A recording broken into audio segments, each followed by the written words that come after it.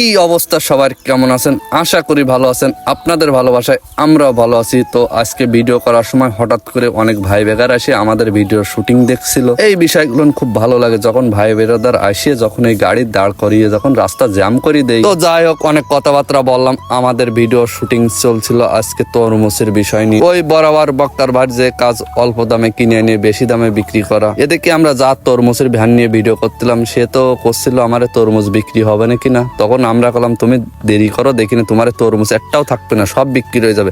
যে কথা সেই কাজ, কি কব ভাই, তরমুজ একদম দেখতে দেখতে সব বিক্রি হয়ে গেল। এই বাজারে যদি 100 টাকার তরমুজ 20 টাকা বিক্রি করা হয়, তা তরমুজ কি থাকে আর ঝুড়ি? এদিকে তরমুজ আলা ভাই করছিল যে আমি এই ঝুড়ির উপরে এই পর্যন্ত লোড দিই, কিন্তু আমার তরমুজ তোমরা সব বিক্রি করে ফেলাইলে কিভাবে? আমাদের শুটিং এর পাশে এক টাকার ভ্যানের অ্যাক্সেল ভেঙে গেছিল, তাই আমি আর নাইট আরো অনেক লোকজন মিলে আমরা সেই ভ্যানটা সুন্দরভাবে আর একটা ভ্যানের পরে উঠে দিলাম।